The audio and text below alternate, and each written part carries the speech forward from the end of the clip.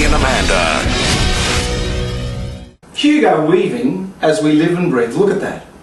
When we got out of the lift, you were just casually lurking there. Are you working in the lift now? I am. I work here now, and welcome. Well, thank you. Third floor ladies' lingerie. It's the best work you've ever done. Nice work. Thank you. Now, the last time you went on a trip to the desert, you were wearing high heels and a frock. I was. This is quite a different journey.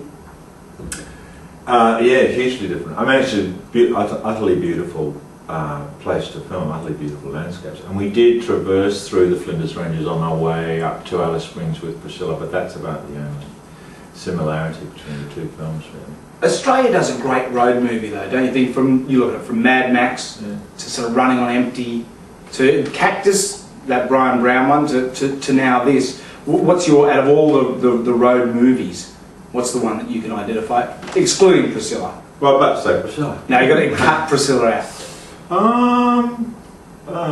Yeah, I guess the Mad Max films and Last Ride. I think so. I mean, it is a road movie, absolutely. You know? But to me, it's like it's more about the love story between a father and son, or the difficulty of that, the difficulty of loving someone who is also your, in a way, your worst enemy, or someone who's holding you back from becoming what you want to be. But you really have, there's a real hint of menace, the character in this, and even the way you speak. Like, listening to you now, you speak with a nice clipped Australian sort of accent, but in the movie... It's called acting, Brendan. Yeah, I know, but in the movie you sound like me. Banging it on at me.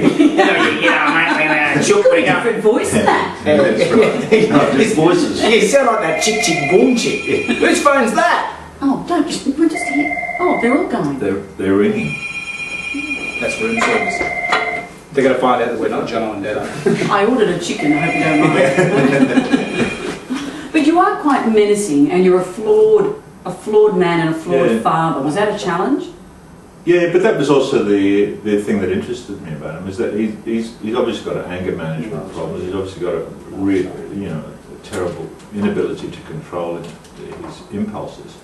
But he loves his son. He's obviously had a hard time with his own dad, but he, despite himself, has very strong feelings towards his son and wants to look after him and doesn't want to be the same father that his father was, you know. But he can't be that. So the conflicts within the character are always the things that interest me most, anyway. The difference between what we project and what we, conceal, and the battle that goes on between those two things within any individual is actually what always interests me. Do you know anyone like that? I think we're all like that. I mean, I think you mean anyone like Kevin? Yeah. Elements of him, yeah, for sure. But there was no one particular person. I thought, that he's a perfect model. Glendon did some fantastic interviews with a number of guys. I was shooting a film in England and kind of wasn't able to do that with him, but he lined up for me. We talked about it beforehand, and then he went and interviewed these guys. And they're fantastic interviews, and so we then watched those through, and there were a couple of people that he interviewed who were really perfect.